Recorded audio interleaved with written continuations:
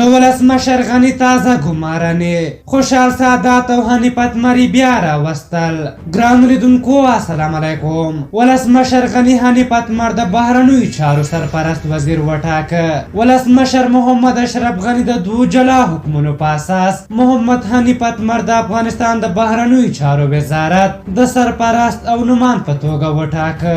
محمد حنیفت مر د پخواني ولسمشر حامد کرزي په حکومت کې د کلیو پراختیا د پوهنې او کورنیو چارو وزیر په توګه دنده ترسره کړې او د ولسمشر غني په حکومت کې هم د شاوخوا څلورو کلونو لپاره د ملي امنیت شورا سلاکار پاتې شوی دی. اتمر په تیرو ولسمشریزو ټاکنو کې هم ځان کاندید کړ، خو د هغه د ټاکنیز ټیم تر پاشل کېدو وروسته یې په ټاکنو کې ګډون ونه کړ.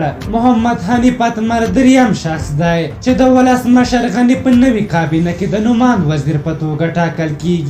تر دې مخکې عبدالهادي ارغندیوال د مالیې او طاهر ظهیر د اطلاعاتو فرهنګ د نومان وزیر په توګه ټاکل شوي وو. په نورو تازه ګمارنو کې محمد شاکر کارګر د ولسمشر غني د دفتر د رئیس په توګه او محمد ایوب سالنګي د سیمه ییزو ارګانونو د خپلواکي ادارې د مالی او اداري معین په توګه ټاکل شوی دی. بلخوا تازه د کورنیو چارو وزارت پخوانی ستر امنیتي معین خوشحال سادات د کورنیو چارو وزارت د محافظت عامې رئیس په توګه ټاکل شوی. دا ټاکنه خو بالکل پر ځای ده، خو موږ د خوشحال سادات لپاره له دې د لوړ بستمه لرله. په هر حال خوشحال سادات یو وړ شخص ده او هر بخش او هر وظیفه کې چې وي موږ پرې باور لرو چې انشاءالله بریالی به وي.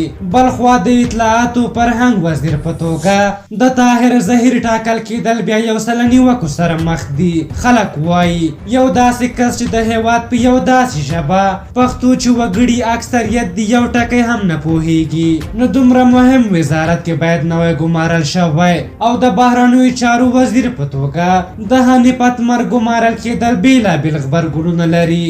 ځینې خلک پرې خوشحال دي او نوموړی د دې دندې وړ بولي او دا یوه ښه ټاکنه بولي، خو ځینې بیا سختې نیوکې پرې کوي او وایي اتمر همغه سړی دی چې د نظام پښې یې ووهلې، جوزه یې ضربالجل وټاکله.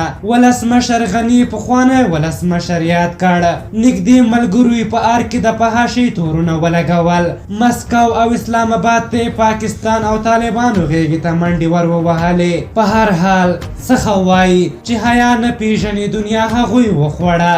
تاسو د ولسمشر محمد اشرف غني د دغه نوو ګمارنو په هکله څه نظر لرئ؟ خپل نظرونه هم راته په کومنټ کې ولیکئ. که زموږ ویډیو مو خوښه شوې وي ضروري لایک کړئ. تر بلې ویډیو مو پلوي بخښونکي خدای سپارم. د الله په امان.